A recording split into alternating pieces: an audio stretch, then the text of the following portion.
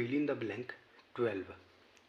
Question is, the committee suggestion was not acceptable to everyone as it was blank full stop. So committee का जो suggestion था, जो सुझाव था, sorry यहाँ पर SUGGESTION सजेशन आएगा, ठीक है ना। Suggestion was not acceptable to everyone as it was blank full stop.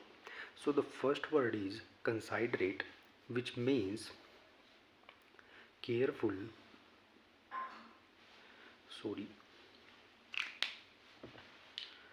considerate, which means careful and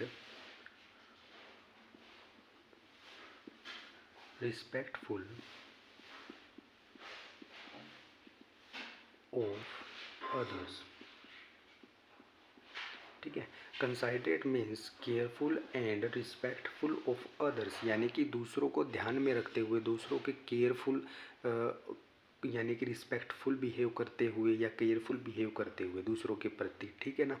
so considerate means careful and respectful of others. The next is controversial. Controversial means not acceptable,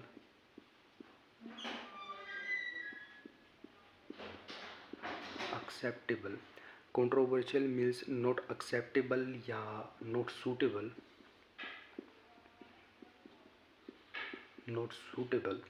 ठीक है। convenient means suitable,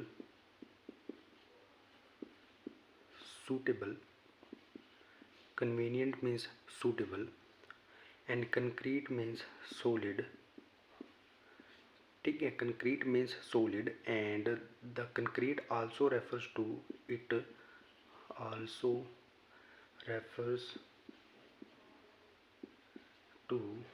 something that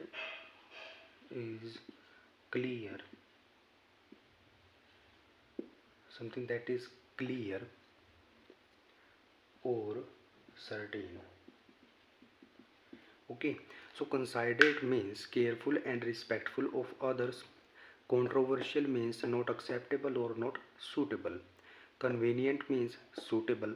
Concrete means solid, or it also refers to something that is clear or certain.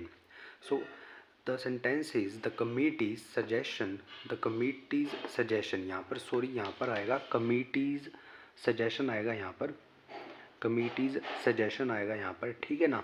क्योंकि देखिए friends, committee का जो suggestion है, committee का जो सुझाव है, ये क्या शो कर रहा है, ये पोसेशन शो कर रहा है, यानी कि कमेटी का सुझाव ये पोसेशन शो कर रहा है, इसलिए यहाँ पर अपोस्ट्रोफी एस आएगा, ठीक है। कमेटी का जो सजेशन था वाज नॉट एक्सेप्टेबल, वो एक्सेप्टेबल नहीं था, वो यानी कि सहमत योग्य नहीं था, या उसको एक्सेप्ट नहीं किया जा सकता टू एवरीवन, हर किसी के लिए वो यानी कि एक्सेप्टेबल नहीं था। एज इट वाज, वो यानी कि क्योंकि वो क्या था कि उसको एक्सेप्ट नहीं किया जा रहा था, वो कंसाइडरेट था, वो केयरफुल था, ये रिस्पेक्टफुल ऑफ अदर्स था, यानी कि वो ऐसा था कि वो दूसरों की रिस्पेक्ट में था, दूसरों की केयर में था वो। तो अगर दूसरों की रिस्पेक्ट में होगा या दूसरों की केयर में होगा तो हम उसको एक्सेप्ट ही करेंगे, उसको रिजेक्ट तो नहीं करेंगे, यानी कि उसको हम नॉट एक्सेप्टेबल तो नहीं कह सकते।